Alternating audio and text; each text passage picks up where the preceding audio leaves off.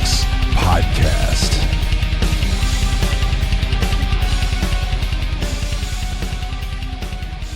Good evening, everyone. Welcome to this week's episode of the Necromaniacs horror podcast. We got Jeff Kashid up on deck this week. How's it going, Jeff? Good, man. What's up? I feel like I haven't done this forever. You know, me too. It feels like I haven't seen you in a while, but like, it really isn't that long. Mike and I did one, and I think both of our schedules with a bunch of things. We got a bunch of stuff going on in our personal life right now. It's been kind of Yes. not bad things necessarily, but Yeah, things that take up time. absolutely. We banked a few episodes. So Yeah. it looks like me and you just did one, but it's really been like, I don't know, like a month, it feels like. Yeah, it's been a minute, and then I was gone for a big 5 days. Yeah. Our world tour that we did in 5 days. I saw you there. That's right, man. Oh yeah, we actually, I don't know if we've spoke on the podcast about our reunion at the show in Connecticut. We haven't, no. And that seems like forever ago too now. It does, and for once, time doesn't seem to be flying by right now. It seems like it's been a grind every week. Yeah, absolutely. It was great to see you in Connecticut. How was the rest of the tour? Mostly good. Yeah. Surprisingly good in Quebec City because we were up against some pretty heavy hitters with the Emperor tour playing, pretty much wiping out the entire province of Quebec for us. I would imagine that sucks up almost your entire audience. Yeah, basically. But there was like I was shocked, man, because you know how like promoters love to tell you how few pre-sales there are. Oh yeah. I'm going to talk a little shit right now. First All of right, all, do it. so the promoter in Quebec City was stressed out because there was like there was only like 2 pre-sales, right? Oof.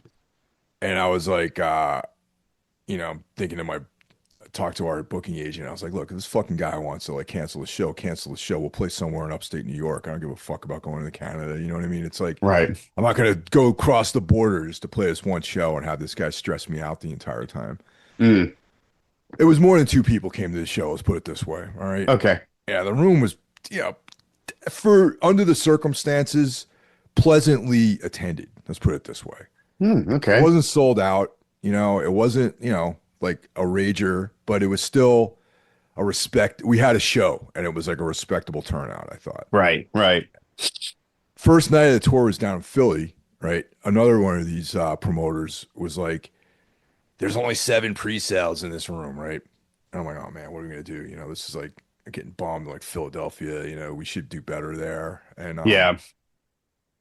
But actually, up until like 2 weeks before the show, there was only us and Replicant were booked. There was no opener or nothing like that, right? So obviously this guy put no thought into putting the show together. You know what I mean? Yeah. We get there, the show was packed, man. Like I was like in the green room for most of the night, just kind of like Yeah. like hanging out, whatever. And then I'm like, I went up into the room and I was expecting to be like 5 people there. And the place was like was rocking, man. I was like, oh, all right. This guy was like completely stressed me out for no reason. And and I talked to Rennie about it. Rennie, our quality control manager, came out to the show, as well as some other people, that were friends. And he was like, yeah, no one buys advance tickets here because you get hit with a $7 convenience charge. Yeah. Yeah. So tickets to the show are $20. So you're paying $27 to buy a ticket in advance where you can just show up and buy a $20 ticket. Right. I remember back in my touring days that the US had a lot of walk up happening at shows. Unless it was something is guaranteed to sell out, a lot of people would just buy a ticket at the door. Yeah, Mike and Tavis came to the show, which I mentioned, when I did an episode with Mike, and it was awesome to see those guys. And I feel bad that they probably got hit with the $7 surcharge plus, whatever expenses they had for traveling. That sucks. You know what I mean? But yeah, Tavis came from what, Pittsburgh? Yeah, dude, that's a hike, man. I really appreciate that though. It was just great to hang out, and I ran into some other people just podcast listeners along the way, and that was fun, man. Nice. I enjoyed myself at the Connecticut show, although I can imagine that wasn't, I don't know, one of the highlights of the tour. Nah, I mean, it It's was what it Connecticut. was. Yeah. Yeah. Yeah, it's about what I expected for Connecticut. Shows here can kind of go either way. I just saw the Blackheart Procession a couple months ago. Great band, but I mean, I don't want to say there was no one there, but it was not well attended. I have never played a good show in Connecticut, to be honest. Like, in all the bands that I played in, all the years of my life, I have never played what I consider. I've never driven away from a show in Connecticut thinking like, "Oh, that was awesome." Yeah, well, we had some good ones. ISIS did, like Manic Productions. I think when they just started out, did one of our shows, maybe Yeah, two. Those guys always do a pretty good job. But like, I don't know, man. I've been away from Connecticut for a long time. I don't know how things are. I just know how they kind of seem at the moment. And I've been to some show. The Melvins completely packed, completely sold out. yeah. Um, and then a band like Blackheart, maybe like 50 people there. The Melmans draw a very diverse crowd. You know what I mean? They sure do. Yeah. Yeah. Interesting lineup of people. I went to another show since we last spoke that had an interesting crowd. I went to Clutch in Worcester. Oh, wow. So yeah, right there, just probably conjures up the image of what you'd expect. Worcester is not one of my favorite places. Sorry if anyone listening, if you live in Worcester. But the show was good. I mean, I have like been a Clutch fan since the very beginning, since the 7-inch, which came out in 91, 92, something like that. It's cool to see they're still doing it. The same four people. I think that's great. I think that's a really cool thing. Yeah, that's I'm not a fan, but I think I give them respect for doing what they do. They have like a very almost like a Grateful Dead style following in some ways. Yeah, very, Yeah. very much so. Yeah. And like they've changed a lot over the years. I like the older stuff better, but I'm not that familiar with anything they've done in the 2000s really, but I really enjoyed the show. Corrosion of Conformity opened. That's another band that can play with a lot of different bands too. Yeah, like it's funny. I know like don't know a lot about the history of the band. I just remember when I got into punk around, 1991 or so, you couldn't, I mean, that was one of those bands that was like your punk starter pack, Operation Ivy, Black Flag, Fugazi, Dead Kennedys, and Corrosion of Conformity. Or, someone had that t-shirt or that Yeah. patch or that sticker on their skateboard. You couldn't get away from it. But somewhere over time, they kind of turned into more of like a swamp southern rock kind of thing. Yeah, that's what I mean, man. There's like a wide variety of material that band has put out over the years. Like I remember the only reason I checked them out is they had a cool skull on their t-shirt, and I was Yeah, yeah. like, what It's is like, that? yeah, it's iconic. Yeah, this kid in high school showed up with the COC shirt on, and I was like, what's that? What is this? And he's like, it's this band. I go, oh, that's a cool skull, and I'm like, I like skulls, so I checked it out. Yeah. Yeah. I mean, I didn't really like that what they do is not really for me per se, but also the sound. I've noticed like bigger shows, if you're not standing in the right place, it sound terrible. It depends on who's mixing you, man. Yeah. Clutch sounded phenomenal. Yeah, COC did not. they probably, it's also like, as you know, it's like if you don't have control of your stage volume, like in a big venue, Yeah. like that works against you. You know what I mean? And a Yeah. lot of that, I Yeah. feel like a lot of bands, like maybe they're, even a band like COC, maybe they were playing too loud on stage or something like that. Yeah. You have to be, it's a fine balance. It really is. And that's one of the things you learn the more you play, the older you get, that cranking your amp up to 10 doesn't necessarily mean it's going to sound as like the way you want it to. Yeah. You also, you went to Sun too, right? This I past weekend. did. I went up to New York City the next day to see Sun.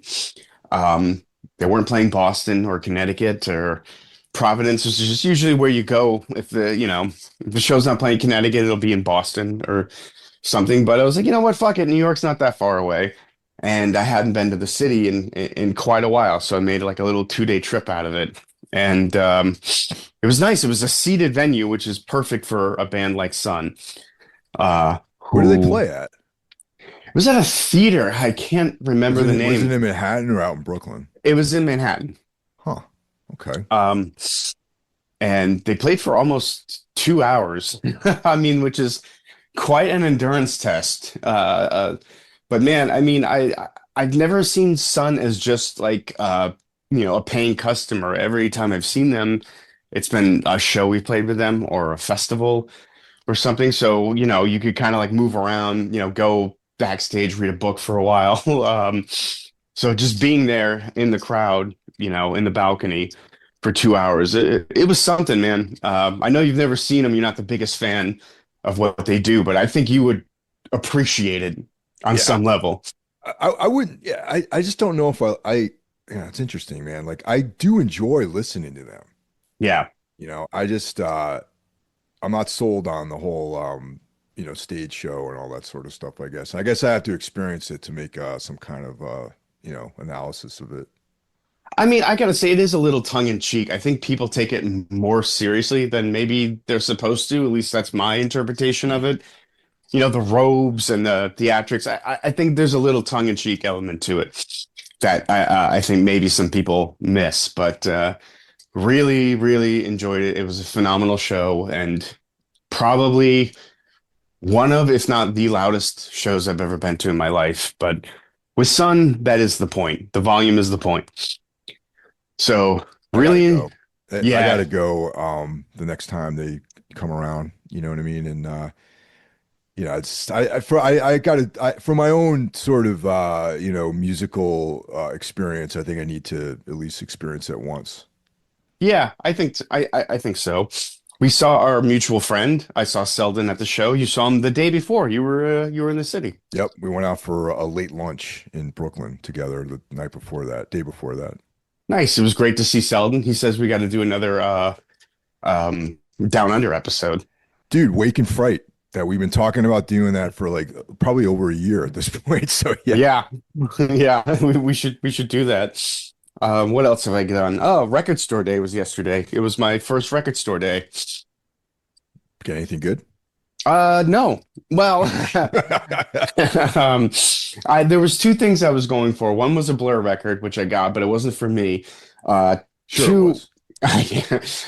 Earth, their very first quote unquote EP was a record store day release, and I waited in line for 2 hours for that, and I didn't get it. It was Oh sold no.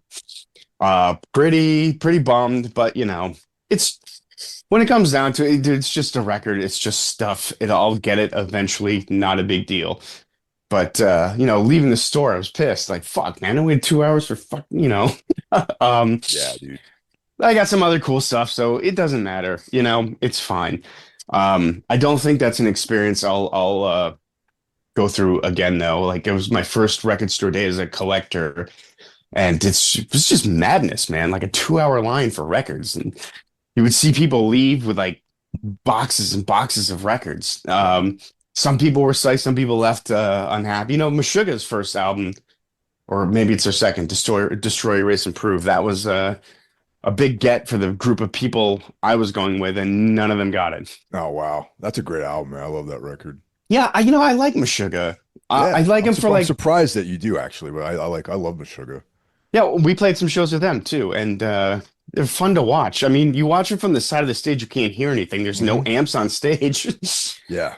But you go out in the crowd and it sounds just like the record. I mean, they're an impressive band. I can take them They for were about 30 minutes at a time. they were early adopters of that technology that's everywhere now with like the amp modelers, you Yeah, they know? were the first band I saw to use it. Yeah. Yeah. Yeah. And that's really they're like technologically always on point with stuff. And like I was like at first very, very reluctant about that. I was very dubious about amp modelers, but as you know, Yeah. that's my whole setup live now. So Yeah, it sounded great too. yeah, both Dan and I are using amp modelers. Actually, the replicant, those guys all use amp modelers too, live at Yeah. least. Yeah.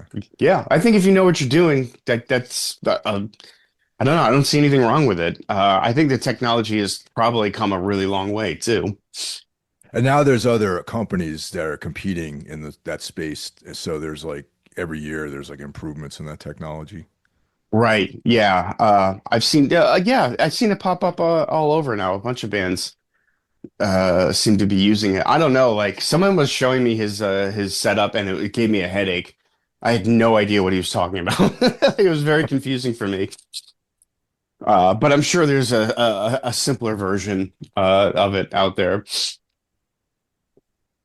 I mean, yours didn't seem that complicated. Well, it's all in that box, and Yeah. there's only 3 foot switches, but it's all programmed for different.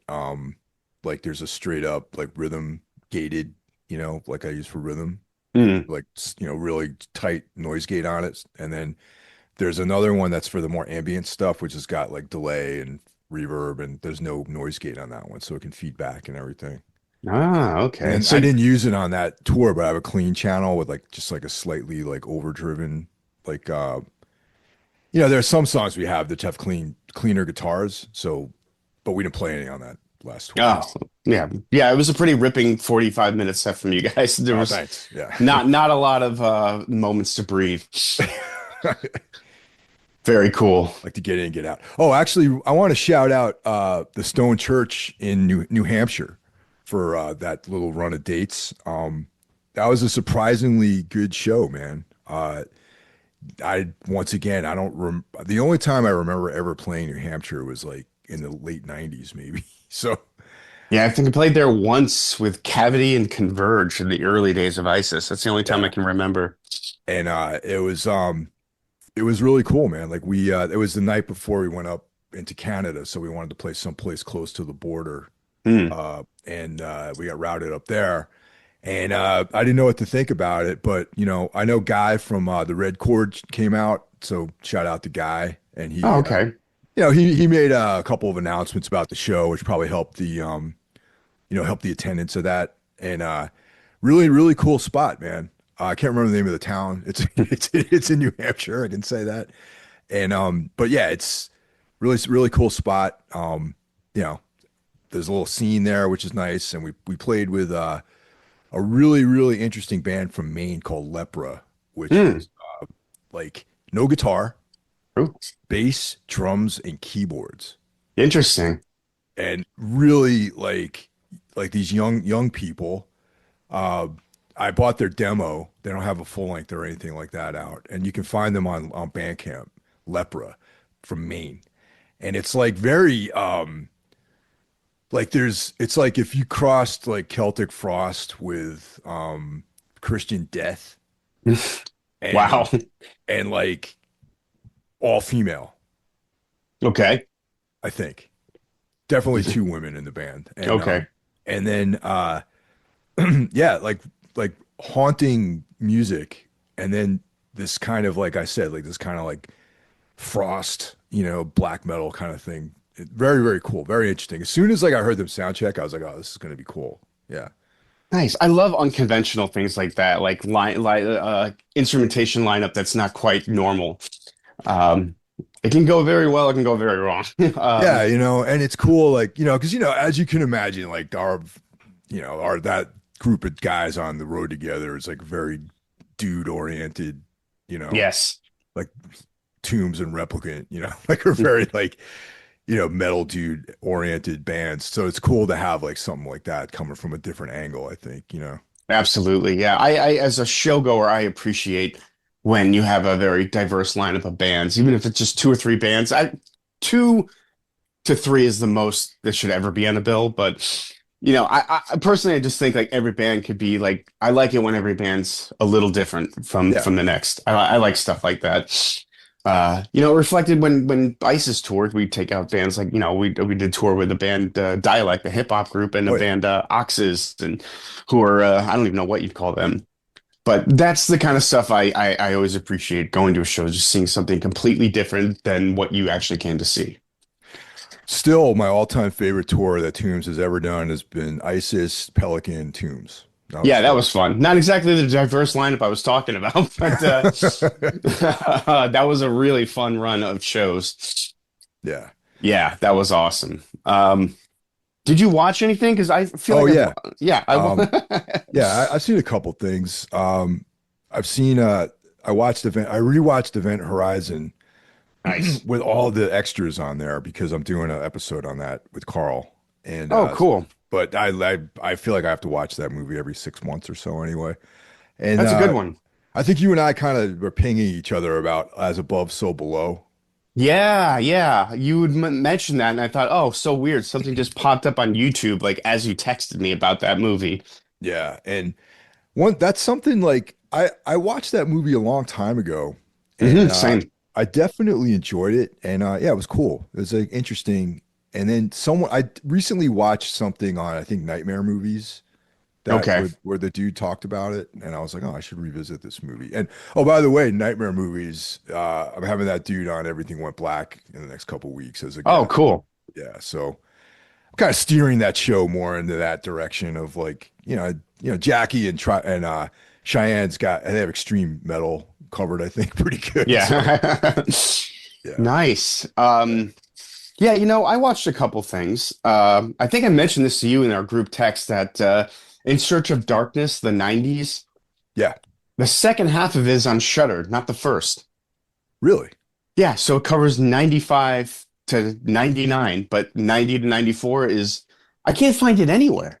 Not even like a hard copy of it. Well, yeah, but for a lot of money. Yeah, yeah. I was just annoyed. I was like, oh, I've been waiting to see this. I guess I'll watch the second part. It's not like you need to watch the first one to get it. But I just found that very annoying, and I couldn't, for the life of me, like think why would the second part be available and not the first? Doesn't make sense to me. I don't know, man. It's unusual. I mean, the 90 I'm interested in seeing that because the 90s doesn't stick out to me as a at least American horror is like Mm. sort of like a valley in the peaks and valleys of things. I would recommend watching this. There's a lot of great movies from the 90s that necessarily maybe don't necessarily pop up right away in your head. I mean, of course, they talk about Scream a lot. But movies like Audition, Event Horizon, like there are some really, really great horror films from the 90s. Um, yeah, I definitely want to see that. I don't know if I mentioned this to you, but I've also been reading Monumental, the new Adam Neville book. I saw you posted about it. Yeah, it's fucking outstanding. I mean, I enjoyed his last few books, but this one is probably my favorite since The Reddening came out. Oh, okay. Yeah, yeah, I'm a fan. Like I'm already like halfway, bought in anyway. But like, Yeah.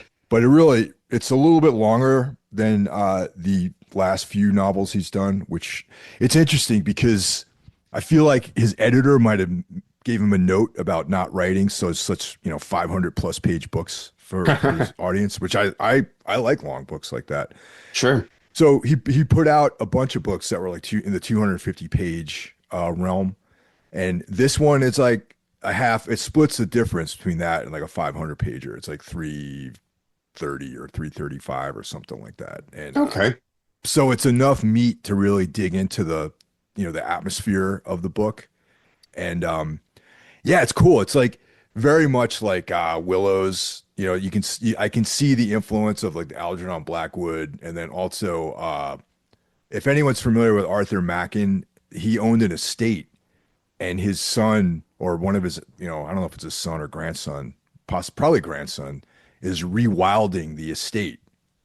So it's like being, overcome by like, the environment around that. Okay. And I feel like those, also, Neville's a Brit, so I feel like all that stuff is informing the book that he wrote. Yeah. So I'll leave it at that. And it's like very much on brand for him with the folk horror and like, sort of the modern era, infringing on nature and like ancient civilizations and like stuff from the Neolithic era and things like that. It's really cool. Awesome. I gotta recalibrate my horror fandom. I feel like I have been paying too much attention to anything in the last few months. Yeah. I've just been busy collecting vinyl. Um, Yeah. yeah, like I just found out through you he's writing a new book. There's all these horror films coming out or are out that I had no idea. Ben Wheatley just released a new film this weekend. It's playing in the down the street from me. Which film is that? Normal? Yeah, Rennie was telling me about this. Yeah. Yeah, I got to see that. I mean, it's not a horror film, but Ben Wheatley is Yeah. we're fans of him on this podcast. Actually, Ben Wheatley would be the perfect director to adapt an Adam Neville work. Yeah, I was thinking that too. Yeah. He's British. Right there, there's that. Yeah, it seems like he would dig something out of that maybe another filmmaker wouldn't. Yes. Like The Ritual, I felt was solid, but was missing something as a film. I agree. After the years have gone by thinking about that and actually getting more familiar with his written work, I feel like there's a whole part of that book that's not even covered in the film. Mm, Like the whole black metal era angle is not even addressed in the film. So, right. but that's I mean that would have made the movie probably like another hour long. So, Yeah. Yeah. It was just I don't know. I've seen it twice now, and it just never connected with me the way I thought a film like that should. I think Wheatley would kill it if they. I mean, it's conceivable that Monumental would get made into a film, and it'd be great if Wheatley had something to do with it. Yeah, he's got another film coming out or is out already called Bunk or something. Bulk. Yeah, yeah, yeah. Yep. Yeah. I So heard he's about that one too. had a busy year, and I know he was set to do the Meg sequel, the Meg 3. I don't know if that's going to happen now. I kind of hope it doesn't. I'd like to see his attention sort of focused elsewhere, but whatever. We got to have Michael Smiley in that Meg 3. Absolutely. He wasn't in the Meg 2. That was yeah. I don't know if he's in any of the films he did that are coming out this year. I'm sure he's in at least one of them. Yeah. So right on, man. So that leaves us we did not have a phone call this week. Yeah, of So course, because it's one of my episodes. But if you want to call us on the Necro phone, it's 908-913-0782. 908-913-0782. If you're listening to Necromaniacs, by all means, check out the other Horsemen of the Podcasting Apocalypse podcasts. Kicking everything off every other Monday, we've got Brandon Legion's Horror Wolf 666. Up next on Tuesdays, we've got Into the Necrosphere, brought to you by Jackie Smith. Wednesday, we've got Everything Went Black, as well as Iblis Manifestations. Thursday is Necro Thursday, as well as day one of Soul Knox. Friday, Spitball Media comes at you. Saturday, Saturday's a day off. But Sunday, Carl Hightower returns with day two of Soul Knox. Carl and I are deep into the Darkness Weaves collaboration, where we discuss the work of Carl Edward Wagner. And that's a full week of podcasting action.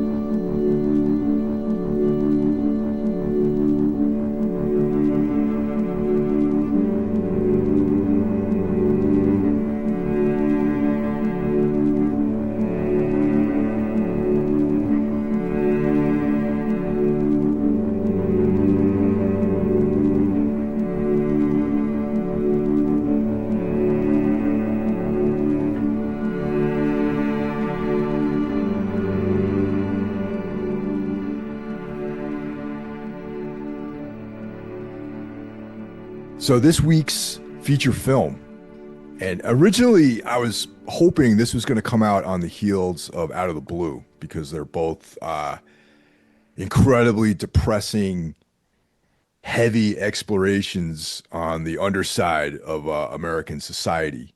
So even though they're very different, Requiem for a Dream slots in very nicely with Out of the Blue, I think.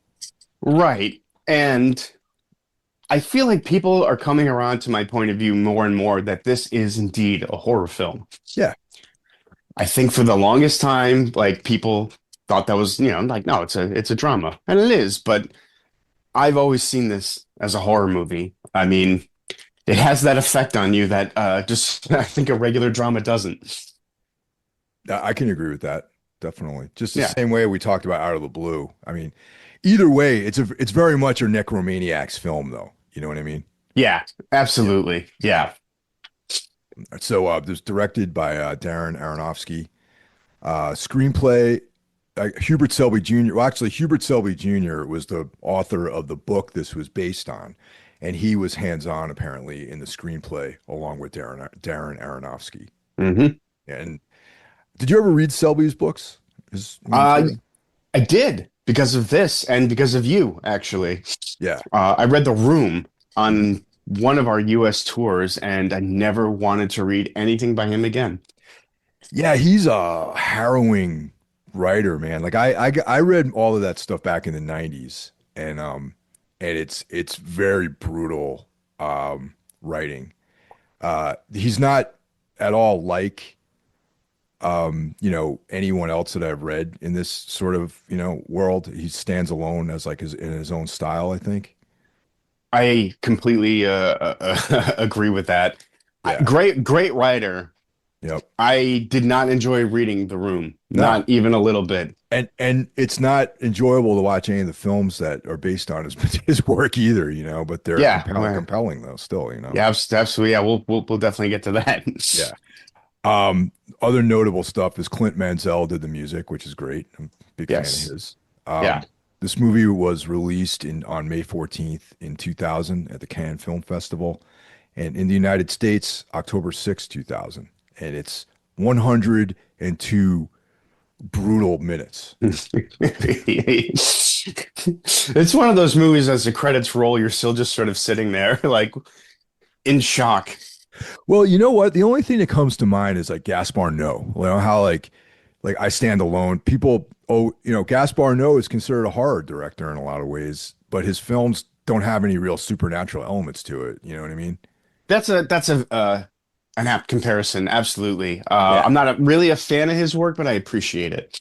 Yeah, and And like it's all just depravity and human monstrosities, you know what I mean? And that's pretty much what Selby's books and the movies that are associated with his books are about. yeah, yeah, absolutely. Yeah. Very cool cast. Mm, We've got Ellen Burstyn as Sarah Goldfarb. Of course, Ellen Burstyn is a storied, actor, very, very prolific. She was in, of course, one of our favorites, The Exorcist. yes. And nominated for an Oscar for this, but did not win. Yeah. We've got Jared Leto of what's the name of his band that he's in? This is pre 30 Seconds to Mars, Jared Leto. You might know Jared Leto from 30 Seconds to Mars. Or the cult he runs, apparently. I just heard about this. He's plays Harry Goldfarb, Sarah's son. We've got Jennifer Connelly as Marion Silver, a young Marlon Wayans Mm, as Tyrone C. Love. very unexpected casting for the time. Yeah, yeah, definitely. Um, we have Eugene Roberts. I mean, Keith David as Big Tim, Marion's pimp. One of the most horrific characters ever put on screen. And he's in the movie for like what, 60 seconds? um, trying to pick out any other, sort of standouts here. Yeah, he was only in the movie for like a minute, but I think of him when I think of this film. Me too. Yeah, Yeah. absolutely. He's Uh, Keith David. He's the fucking best. yeah. Selby is in the film, has a small part, an appearance as a guard. Uh, the director, Darren Aronofsky, is uncredited. He has a cameo in the film as well. He was the doctor, right? He's like a visitor or something like that. Okay. Oh yeah, I remember thinking I saw him in this, and I was like, the doctor. And towards the end, I was like, is that him? But maybe that wasn't. Yeah. Interesting. Yeah, Uh, and there's a bunch of people from this era, that you'll recognize. yeah, this almost feels like a '90s movie, doesn't it? Well, year 2000, man, it's like the 90s didn't end until about 2005, I feel like. Yeah, I was gonna say more like 2002, 3, but yeah, okay, I can get behind that. Watching this a few days ago, in the beginning, I was like, "Oh man, this is such a like, this is Aronofsky's second film."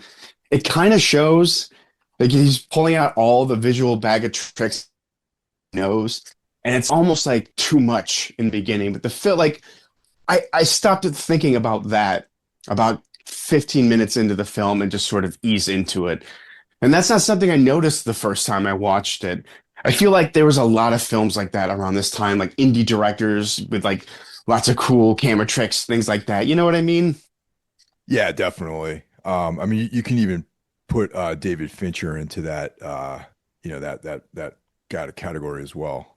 Some of his Definitely. his camera work too. Yeah, And Aronofsky himself would abandon this whole style of filmmaking with his next movie, which I believe was The Fountain. yeah.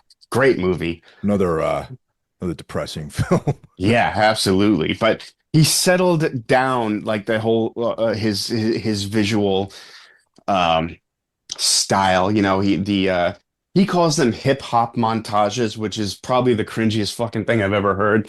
Those quick cuts of that he does throughout the movie to show Yeah, people shooting up or like yeah, he called them in some commentary his hip hop montages, which yeah, made me cringe a little, but yeah. and a lot of stuff with split screen, which, I get, isolation, addiction. I get what he was going for with that.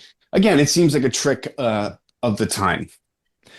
So, for anyone who has read the original, the source material, obviously it takes. I think Selby wrote that in the 50s, maybe, and this takes place in like the late 90s, early 2000s. So it's late. The setting is modern, more or less. Yeah, I wanted to ask you about that because I was sure you read that like this. Were the characters not younger in the original story? I think they're pretty much the same age in the original story. Okay, Yeah, okay, yeah. I yeah. mean, actually, my take is that they're like late teens, early 20s. I put them in around, well, Harry's a graduate, so yeah, 23, 4, something like that. Yeah, yeah. Also, the dialogue is a little dated, but intentionally so. I feel like, like not dated from like the 2000s, but like the way people would not be talking in the 2000s, like, some prime skag, daddy-o. Like, Well, yeah, there's some of that in there, but also let's talk about the overall environment too. Because like, all right, so sure. it takes place in Brighton Beach, which is South Brooklyn, adjacent to Coney Island, like in that area, Russian and area, right? a very heavy Russian, Jewish area, Russian area, and that Michael backed me up on this. That area is like 20 years behind everything else, it seems like culturally in some ways. Yeah, Yeah. yeah. It's very provincial, and it's not as say hip as like the areas around Manhattan, so there is like a very provincial vibe to like that part of Brooklyn. Yeah, I remember it was 2010. I went up to see our mutual friend John Lamacchia Hmm. to work on what would be my solo record, the Crone record. Yeah. And us, drinking beers, walking to Coney Island because his Yep. apartment was pretty close. And just thinking, I was like, this is so out of time and out of place in New Yeah. York City. Like, I remember thinking that back then. Yeah. Lamakia lives in Gravesend, Yeah, where Gravesend. Yeah. I lived there for like a year, and yeah, it's like definitely feels like the late 70s there. You know what I mean? Yeah. Yeah, I'm glad you brought that up. I felt, yeah, now that you say, like, yeah, I felt that too. It felt very like old-fashioned New York or like, this neighborhood, that neighborhood was like very important or a lot of pride coming from people who were from those neighborhoods. Yeah, yeah, and both of these areas are very close to Coney Island, like the boardwalk, like that sort Yeah, of. I was actually just there a couple of days ago for my job. There's like a big really. treatment plant in Coney Island that we're doing a project at, so I was just down there recently. Yeah. And Coney Island is featured in this film quite a bit, like a Yeah, bit. it's heavy presence in this, I think, Yeah.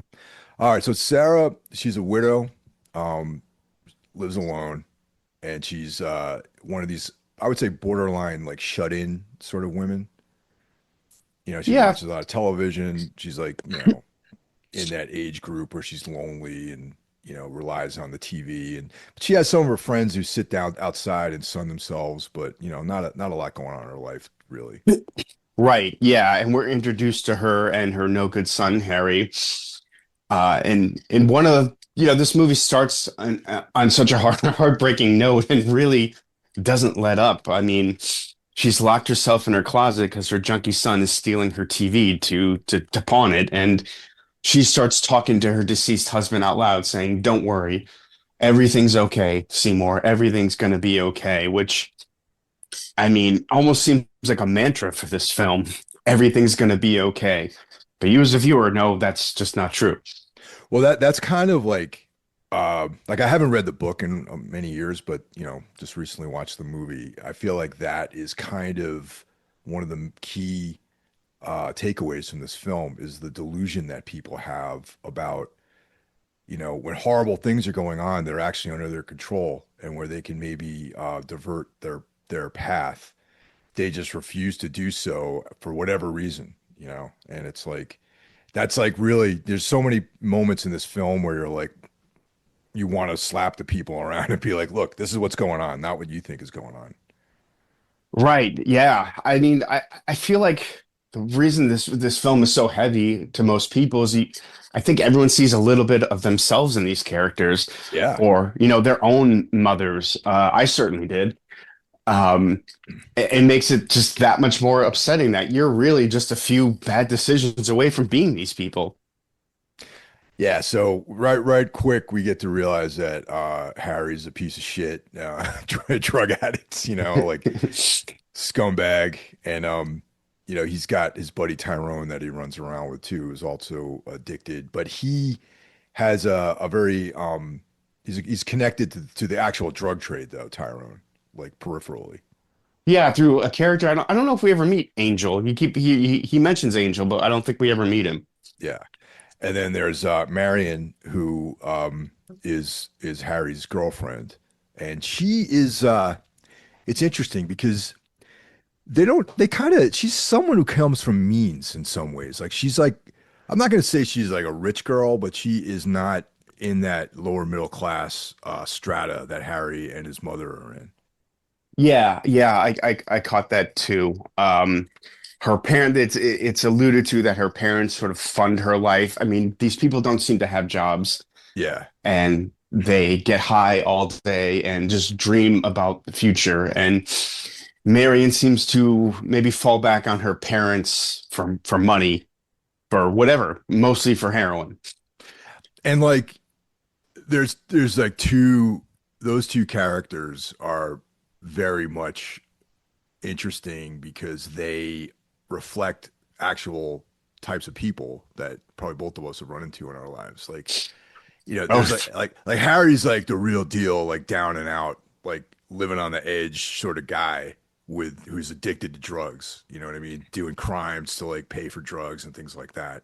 And Marion is like, we know I definitely know people that they have a safety net, you know what I mean? And they get right, maybe and like who knows how Harry got addicted to heroin, you know what I mean?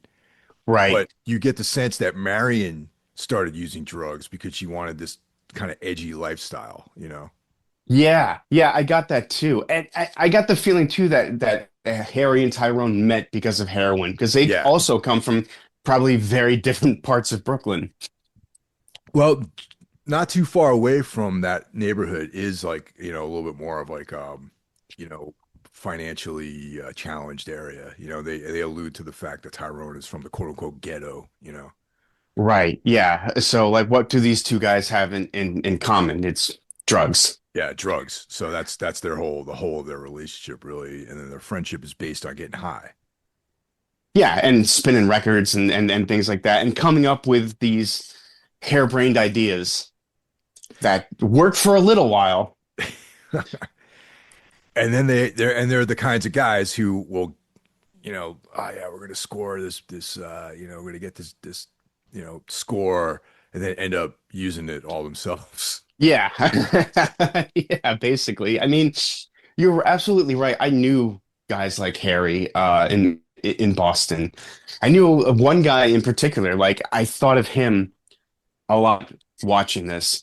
same kind of shit. I'm gonna do this. I'm gonna do that. I'm gonna be big time. And well, now he's dead, and Yeah. drugs Oh yeah. because of drugs. Yeah. Yeah.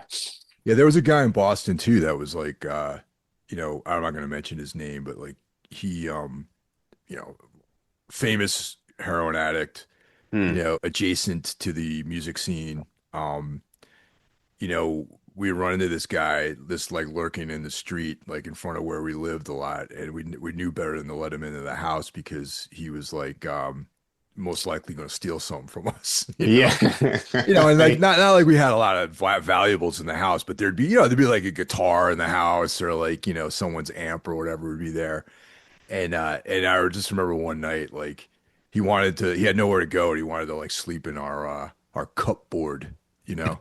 Yeah. Oh man. He's like, let me get up in your place, man. I want to sleep in your cupboard, he said. And I was like, get the fuck out of here, man. See, that's like Harry. I bet you he doesn't see himself as a drug addict. No, no. He feels like he is like this, you know, like forgives himself for robbing from his mother, because he's Yeah. like pawning these things. And he imagines that everything's going to be okay one day, where he's going to have the big score and they're going to all be living on Easy Street at some point. Yeah, exactly. Which, I mean, 9.5 out of 10 times, that's never the case. And so our three young characters, their fix is heroin. Sarah Goldfarb, the mother, she likes TV and food, Yeah. which, I mean, who doesn't? Yeah, man, I love it. Yeah. So her downfall happens when now this it's not really established whether or not this is real or not, but she gets a phone call. Hmm. Like either it's a prank, a scam, or completely in her mind about That's being on one of her favorite game shows. Well, they say you've been selected to be on they never actually say it's the Tappy Tibbing show, the show she watches all the time, which by the way, that was not in the book. Yeah, I don't know what it was in the book, but yeah, it I don't wasn't that. remember. She does fill out a form that her friend helps her fill out. Right. You know, there are things that make me believe that that didn't really happen, though. Really? Yeah, because all right, she never gets the call and no one knows who she is. That's true. She Yeah. never ever like, all right, so we're getting ahead of ourselves a little bit, but Mm. so, all right, it's debatable whether or not this is real or not. So she has this goal to lose a bunch of weight so that she can fit into her dress and so she can look good on TV. Yeah, it's such a heartbreaking premise. This poor, innocent, lonely old lady. Just her downfall is so hard to watch. Yeah, and this once again, this speaks to like the whole chasing unrealistic goals with like your appearance, which most people fall into these, everyone, even men and women, they want to Yeah. look a certain way. There's that fool who like takes meth and like chisels his face and stuff like that. The male guy that's like some sort of influencer. That could be a lot of people. I'm not Yeah, sure. it's like part of that manosphere clowns, Oh God, Yeah. yeah. Fuck But those guys. like uh so she goes on this very restrictive diet, which, if you it's some people could do that, but it's completely pleasureless eating, which is like impossible to maintain. Yeah. I mean, I've done it a few times. We've all done it. These crash diets, they work for a month, and then 2 months later, you're right back where you started. Yeah, I have, and to, like cut weight and things like that. You eat like a piece of dry like chicken breast and a bowl of rice or something like that. Yeah, it And it's like, sucks. yeah, it's horrible. Or salad with no salad dressing, like that kind of shit. Yeah, and you see Sarah like looking at this restrictive diet, and she just gets more and more bummed and sad. And you see like she doesn't really have much. This is what she has. Yeah, Eating and TV. You take that away, and she's got basically nothing. yeah. She doesn't even have a son. Like the son, he just shows up when he needs something. It's not like he's there to support her at all, or you know, like, keep her company or even be much of a son to her. Right. And but in her mind, Harry's this great kid. You know, she's delusional in that aspect too. That she's so proud of her son when she's clearly kind of a piece of shit Yeah. junkie. Yep. So she instead gets on this pill plan, which, in the late 90s, early 2000s, uh, how many people got hooked on pills that they were prescribed legally? This is not like out of the realm of possibility. I've seen this happen. Oh, dude, even to this day, there are people who are like on like prescribed pills, like antidepressants and things like that, which you can't, get off of really. Otherwise, you have like a reaction to it. Right. But these kinds of pills are more like she's not on painkillers, she's on amphetamines. Yeah, yeah, Uh, totally. which I don't know. I mean, I've been prescribed painkillers, I've taken painkillers. I don't believe I've ever taken uppers that were given to me by a doctor. Trying to think. They're given to you by a Um, doctor, no, but yeah, not by that's what I mean. Yeah. Um, but this was the time. I don't think you see much of that now. But then again, well, dude, there's like, what's the whole fucking thing that yeah, everyone's taking now? There's like Ozempic. Ozempic, Yeah. and like I remember before that, like I used to listen to Howard Stern, and everyone he was hawking Trim Spa, which is reminds me of something like this, like it's Yeah. some pill that everyone on his show, everyone that was part of his production team, we were on Trim Spa, and like everyone dropped like 30 pounds or something like that. Yeah, they're lucky none of them dropped dead. Yeah, Yeah, so they're basically, and I like when she goes to the doctor every time. The doctor's not even looking at her, not paying attention to her, doesn't look at her, just says, yeah, yeah, yeah, okay, writes out a script and gives it to her. Very indifferent to what he's doing to this lady. yeah, yeah, definitely. And so now she is also a legitimate drug addict through taking these pills, and it starts and she starts increasing I think on her own sort of starts taking more, right? Or starts taking it to get better results, Well, she's on four, like, what was it, purple in the morning, blue in the afternoon, red and then orange. Like, one of them helps you fall asleep. So she's just speeded out on different pills all day, and she discovers that she likes it. She feels something now. Like she feels less, or this helps her cope with the loneliness and the sadness of her life. As anyone who takes drugs will tell you, I mean, that's half the reason. Yeah, You're yeah, bored, you're lonely, you're sad. There it is. There's your friend. There's everything you need. It's that hit, it's that drink, you know. Anyone can relate to this. yep, this is true. This is true. And so that's her, like that's the beginning of her downfall. While all this is going on, Harry and Tyrone have like they actually got their big score.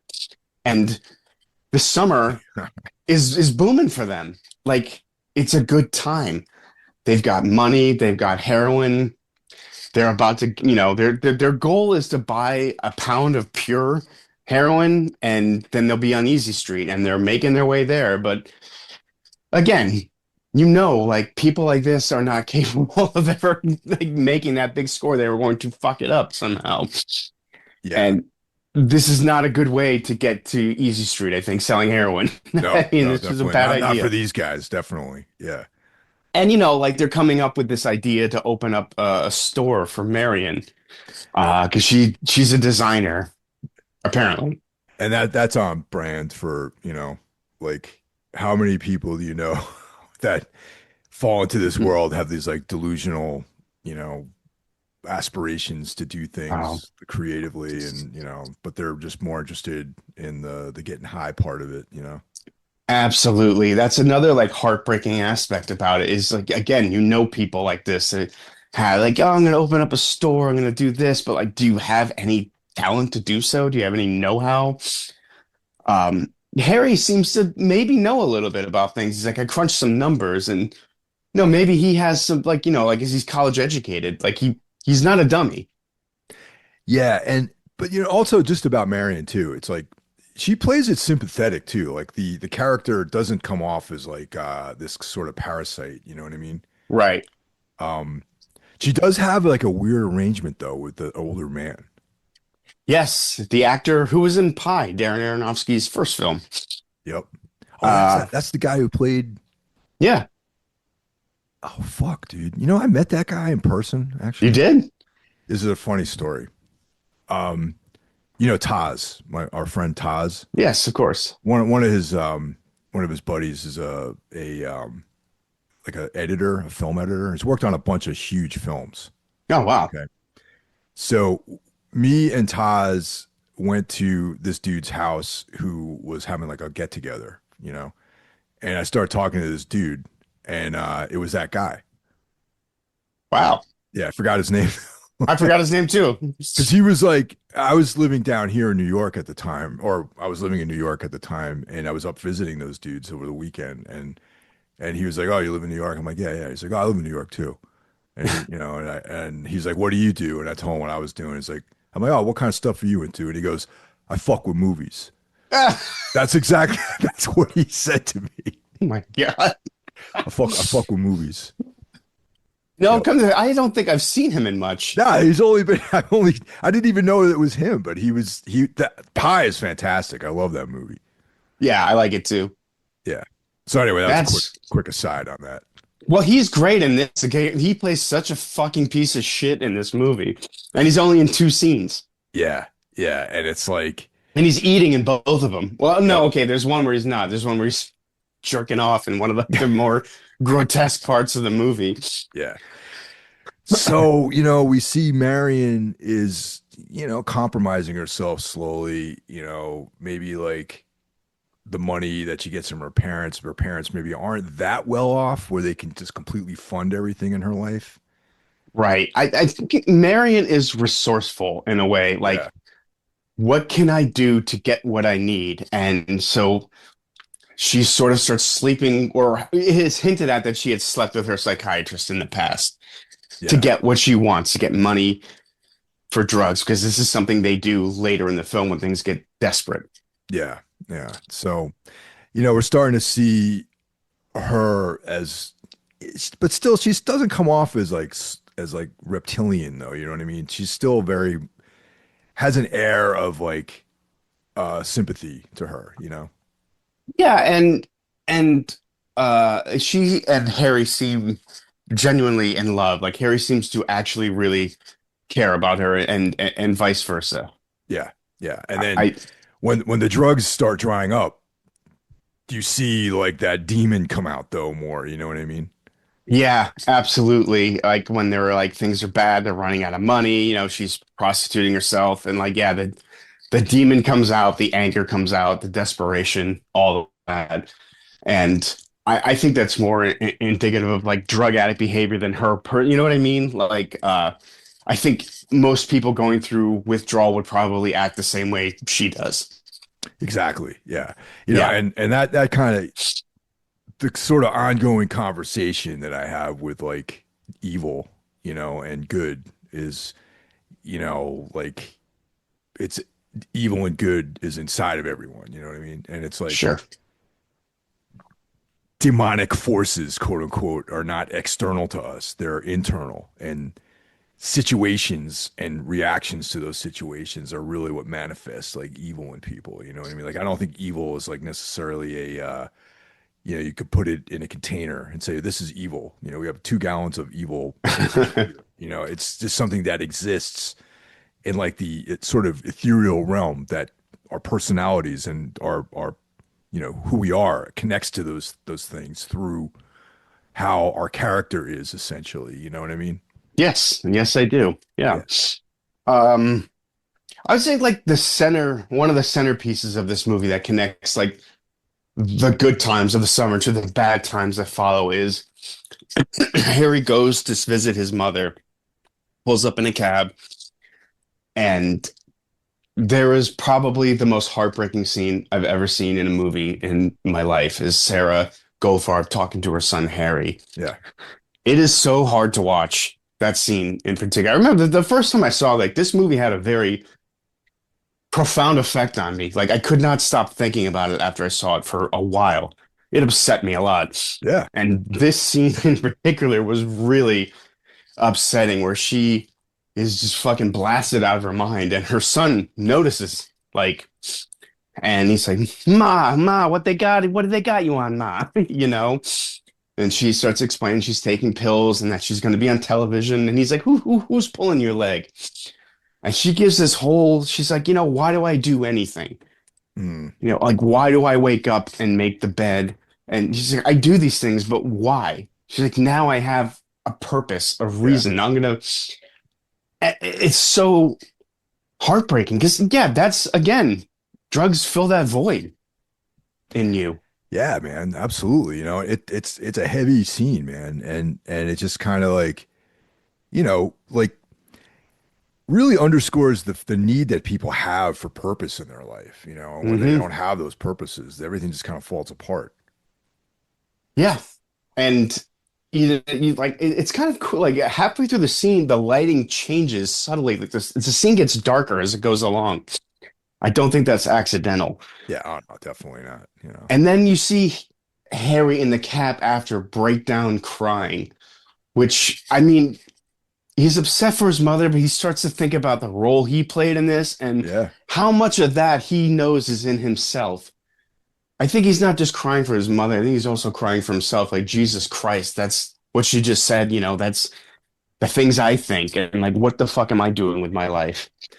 Yeah, it's like that realization that the guilt, at where you're going along through life, basically living moment to moment, without any real consequence. And his understanding is that his mother is just this constant in his life where she exists in her apartment, he can rely. It's like the unchanging thing in his life is his mother and the apartment and the Right. space that he grew up in. And now he sees that as like this kind of disintegrating, falling apart thing. And it was in some ways the bedrock of his life, which is also crumbling.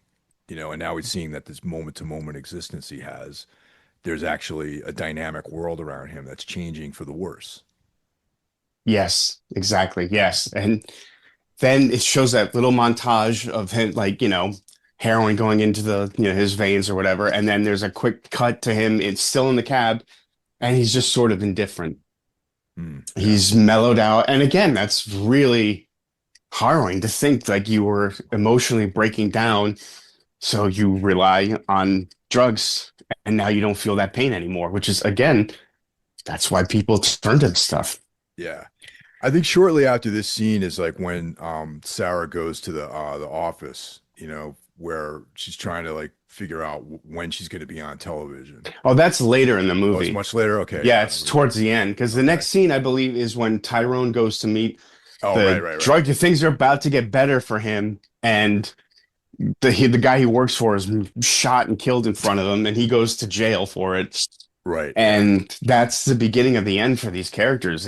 All that money they used to bail him out. Now, because of some sort of mob war, the drug trade is affected by this, so people can't score. yeah.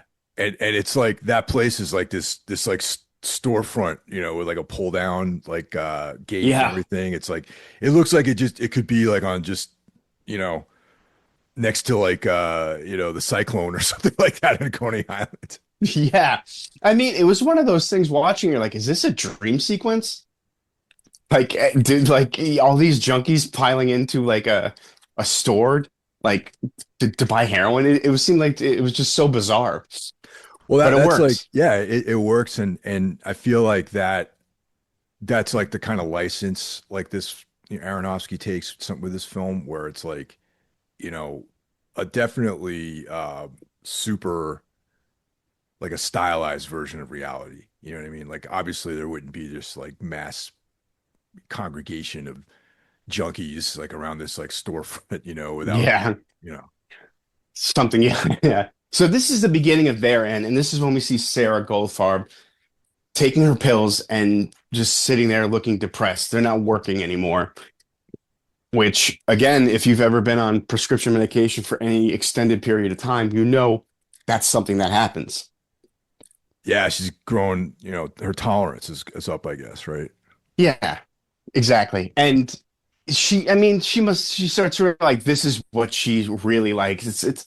She keeps telling herself it's about the red dress and being on television, which, to some degree it is, but she likes how she feels taking this stuff. She has a reason to get up in the morning, and now it's not there. And Yeah. she goes to the doctor. She's calling the doctor, asking if they gave her a weaker one or whatever. So yeah, then she just starts going at these pills even harder. Instead of taking one, she's taking two. And this is when the psychological stuff starts kicking in with her, like, hallucinations and all this other stuff. Yeah, she thinks the refrigerator is like this is coming alive or like coming for her, and she starts to have like these like deeper fantasies that are hallucinations. Uh, and it's yeah, it's tough to watch. And And that is kind of a side effect of like deep amphetamine abuse, right? yeah, like yeah, I've never known a lot of amphetamine abusers, but I've been around a couple here or there, and yeah, like or you see it on, if you watch, you know, cops or something like that, the meth heads getting arrested, like yeah, they completely living in some fantasy world, which is what Sarah Goldfarb is doing now. Yeah, yeah, And definitely. this is when the younger people in this film, they're getting more desperate, and that's when Marion starts, she goes to see her old psychiatrist, and she's clearly disgusted by him, but she sleeps with him anyway because they all need to get high. And again, one of the more heartbreaking scenes in the movie is that fixed camera on that she's carrying on her, Yeah. like just so you see her face the entire time she walks out of that apartment, gets in the elevator, goes outside, and throws up. Oh God. Like just disgusted with herself, which is kind of in a big juxtaposition as to what happens later in the film when she's does something even more horrific and she smiles. But we'll get to that. So yeah, they're getting desperate. Something is wrong with Harry's arm too, which it drops that in there. You see his arm is like kind of black and blue and gross looking. Yeah, that apparently, abscesses are, infections and things like that. That's like one of the, health risks, I guess, you run from injecting drugs into your arm with needles that may not be completely sterilized. And, Yeah, that's yeah. Ugh. Um, so yeah, all that's going on. Sorry, I lost my place. yeah. But I think this is kind of where Sarah goes to the casting office, though, I think, right? Somewhere in this area I of the think film. again, like yeah, it builds to that. This whole movie builds almost like a song, Yeah. builds to like this like frantic point where like everyone is just in their own hell.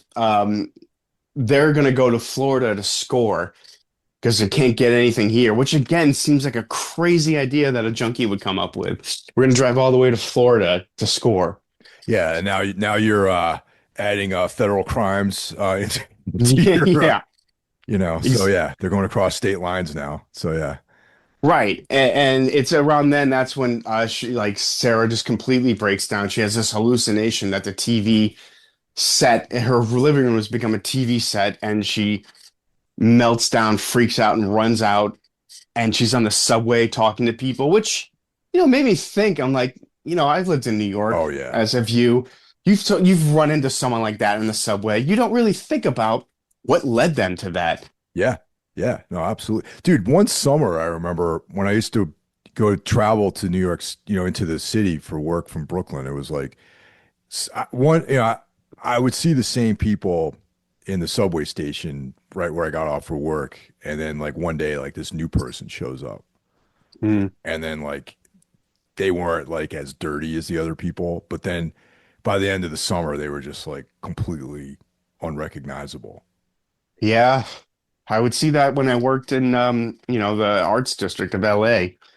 I was on had to drive through Skid Row a lot. You'd see some people, they look just like you or me, and then 2 months later they look like a zombie. Yeah, no, definitely. But this scene, like it's like, again tough to watch because you know where Sarah was just months ago. She was just this sort of nice older lady, And now she's just this nuisance on the train who's ranting about being on television. And her hair is, disheveled. She looks terrible. She's lost a ton of weight. She looks skeletal. She does manage to get to the offices of the television, whatever, network office, and they call security. She ends up in the hospital getting electroshock therapy. It's a very unpleasant end for Sarah. She's not dead, but I'm not sure she's any better off. Yeah. And this is why I think none of that stuff was real about her even having to go on television, because like they don't know they have no idea what she's talking about when she gets there. I mean, it could be the fact that she looks insane, I was but gonna say it's probably because of that. Like someone who looks like in her condition shows up to your office ranting about being on the show, you're probably gonna be like, this person's nuts. I don't know who the fuck they are. yeah. Um, and while this is happening, Marion, well, it's Keith David's character is mentioned before in the film, but we Big don't Tim. meet Big Tim. He's a guy who's not interested in money. He only gives heroin up for girls. And man, he's like he's in this movie for not even 2 minutes, and he's just pure evil in this. And the close-ups on his face are so uncomfortable too. Yeah, the way he smiles and laughs, and like this is all funny to him. This is just all like he just sees her as, not barely a person. And just like typical, like he's like, I've seen this story before, like this is just only a matter of time before she's like doing exactly what I tell her to do. Yeah, because she's like, yeah, she says, I'm not really an act. He goes, oh, sure, sure. Like, yeah, he's heard it a million times. He's like, if you really want to taste, I know a great, he said, I know a group of great people, nice people. Yeah. Like, okay. Uh, we're having a gathering Sunday. She's like, nah, I don't need it. He's like, yeah, see you Sunday. Because he knows he's seen this a million times. Now, what exactly is Big Tim? What does he? Is he a pimp? Is he a drug dealer? Is he financial? Like, it's never explicitly said what he is and what he does. He's just the kind of guy that introduces people to each other. Yeah. Like I think like he is a facilitator. I would say that, well, okay, Marion ends up going to this very dark collection of people, and Big Tim, that's really who pays his bills. You know what I mean? Yeah. Like Yeah. he's not interested in selling heroin. He's just interested in girls, and girls is his thing. So he gets these girls, hooked on who are, addicted to drugs, and he puts them in touch with these people who have this very dark, you know, exploitative flesh trade going on. Yeah. Absolutely. So yeah, he's somewhat, yeah, like you say, he's basically like a pimp of Yeah. sorts. All right, he's a pimp. Yeah, there you go. Okay. Yeah. Yeah. God, just like, like she's barely in there for like 10 seconds. He takes his dick out. He's like, oh, it's not out there for air, baby. Like, oh God, it's just exploitation at, that's all it is. Like, this is a desperate woman and he knows that, and he's going to milk her for everything she can give him and then just throw her away. Yeah. And it's so gross. And that like the world that she goes into, she'll be there for a short time and then her looks will fade and then she'll be out on the street. Yeah, it kind of like, it's interesting the way this ends. So, like, while that's going on, Harry and Tyrone are arrested when this is kind of like the one part of the movie I thought was just a little, out of not quite reality, but it didn't bother me that much. I mean, the fact that they go to get help and they get arrested seems a little far-fetched, but you know what I'm trying to say? Well, let's be real here. They're in the South, okay? Yeah. Yeah. They got a black guy and a Jew, right? In the Yeah. South. It's like, come on now, of course they're like, y'all ain't from around here, man.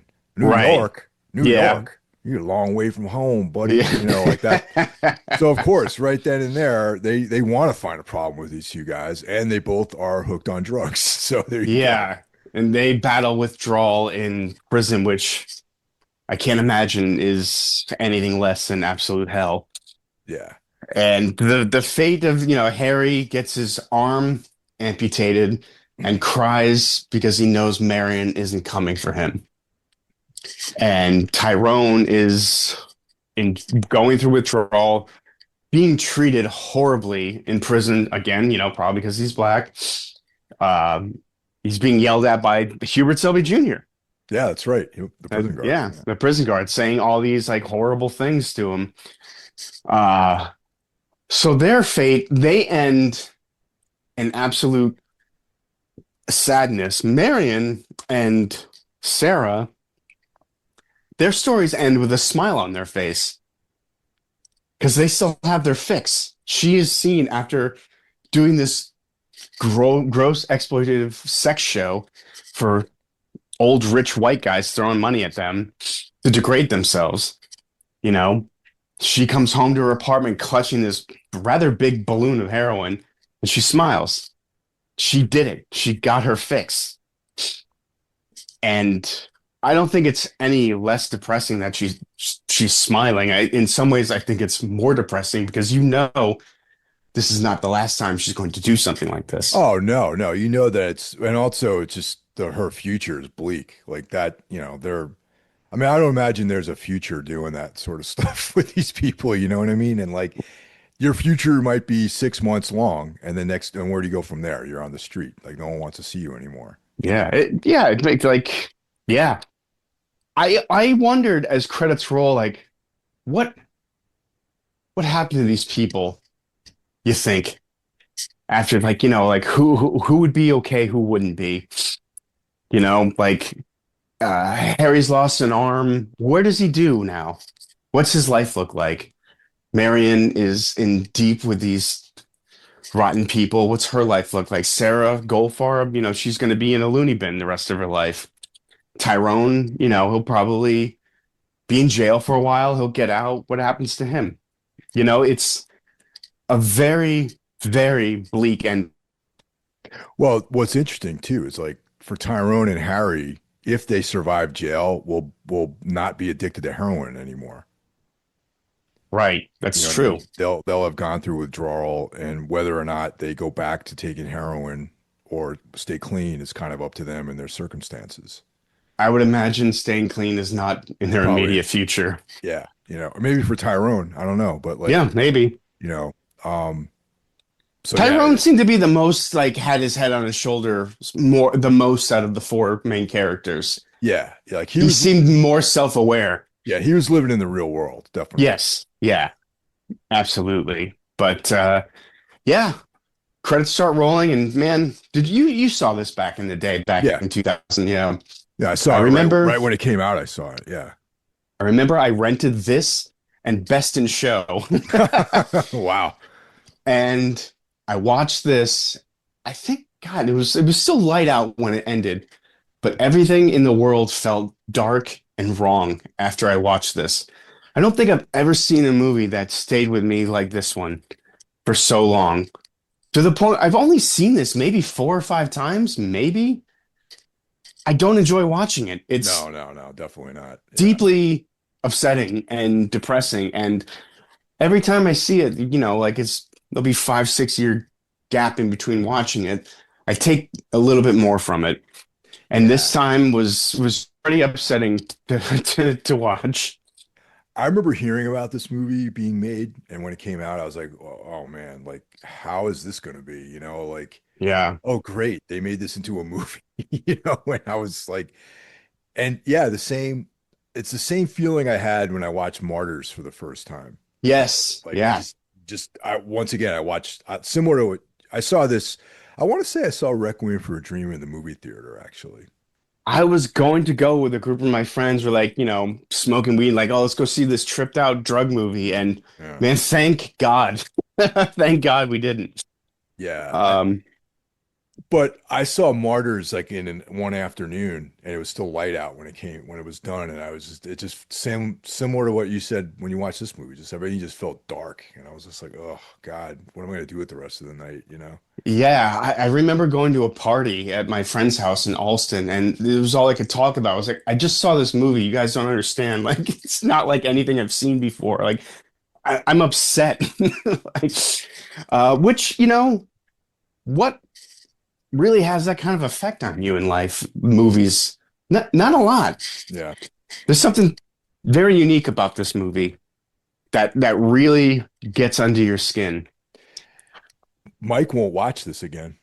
Yeah, I don't blame. I said the Yeah. same thing. I was like, after I rented it, that I never, ever, ever want to see this again. But it stayed with me so much. It was just like, okay, maybe I'll watch it again. I'll feel better about it this time, and watch it again. Like, nope, I don't feel any better. Feel Yeah. probably worse.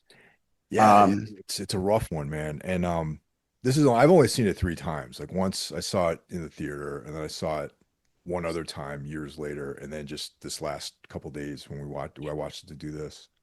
I think yeah, the last time I watched it before this was during like one of my October horror movie a day things. And honestly, I was a little distracted watching it that time. Yeah. And I thought it had maybe lost its grip on me, but Mhm. watching it again this time, nope. It's still upsetting, and still honestly one of the best films I've ever seen. Yeah, it's a powerful movie. Definitely not for the faint-hearted. And if you like this film, like in quotes, I guess.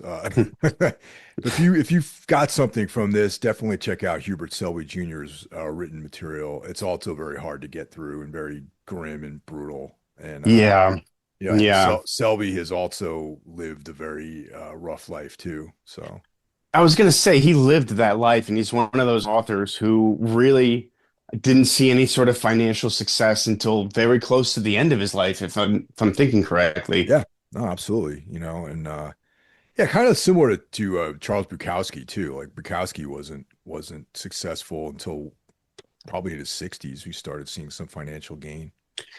Yes, Selby's stuff is Way dark, grimmer. Yeah. way grim. I mean, both are pretty dark, grimy writers, but Selby really taps into something that just is profoundly upsetting when you read his work. Like I said, I read one of his books and I watched this, and I have no interest in reading anything else from him. Not because it's not great, but I just don't want to have that experience again. Yeah. Yeah. I've read pretty much all of his books. They're very I read them during a period of time in the 90s where I was like seeking this type of thing. You know what I mean? Mm, Not drugs, but like this type of writing, this sure. Yeah. very dark, grim, confrontational kind of stuff. You were the one who recommended The Room to me. Yeah, thank you for doing it. It Yeah. was, I you know, mean, Jesus Christ, man, that was tough. That yeah, that might have been tougher than watching this. When you read it, it's somehow worse. yeah. Um, but at least Bukowski has like a sense of humor, and his sometimes his there's like an upside to his stories. Yeah, I mean, yeah, I agree. Bukowski is a much funny. I don't wouldn't call his books funny, but yeah, there's a sense of Yeah. humor I mean, they're at apples and work. oranges, really. Like, I don't even know why I Yeah, mentioned it, because Bukowski and Selby are completely different, but they're both complete. one Yeah, guy was an alcoholic and one guy was a drug addict. That's the only thing that's common to them. right, exactly. Um, so at the end of the day, what do you give Requiem for a Dream? I give it a 4.5 out of 5. It's Okay. incredible movie, not for everyday viewing, not for everybody, but if you want to contemplate uh, some true darkness, definitely check this out. Yeah, I give it a 5. Oh, It's not a nice. perfect movie. That like it feels a little dated, especially like the Yeah. first like it's over directed almost a little bit. The score is constantly blaring over the film, but like again, I don't know. I just never had anything affect me quite like this. So that it earns a 5 just for that. And Darren Aronofsky is such a incredible filmmaker. It's you look at his body of work and you wonder like what possessed him to want to make this. Hmm. It's not really like anything else he did after. I mean, his style really toned down and he started doing more, stuff like The Wrestler, and I guess Black Swan is sort of comparable to Requiem, but I don't know. This it stands as like a very unique film, and even in his filmography. I would say Black Swan's a horror film too, actually. Sure, yeah, definitely. Yeah. That one, that Uh, one, that one was awesome. I love that movie. yeah, it was great. I don't think Aronofsky has made a film I don't like. Mother, the film he made was highly people did not like that. I did. I liked it quite a bit. It's definitely a horror movie, and maybe one we should take a look at some point. Yeah, man. That one we should definitely talk about. I'm trying to remember if Mike and I, if we did an episode on that or not. Yeah, yeah, you might have. What was that, like 2014, 15, something No, like no, this? it's like maybe 17, 18. Oh, okay. Yeah. It's one of I my don't, favorite films of the year. It came out. I really liked it. It was a tough watch, but I really liked it. that was very uncomfortable. Yeah, Definitely approaching what happens in Requiem for a Dream, I think, as far as being like uncomfortable. yeah, I would agree with that. Yeah. Well, there you go, guys. Definitely rent this and Out of the Blue together one night, and you'll have a great evening. Yeah, watch it on the first date too. Oh yeah, man, this would be a good date movie to take a woman that you barely know. Definitely take her to see this film. Yeah. All right. Well, that was fun. All right, guys. Talk to you guys soon. Take care. Later.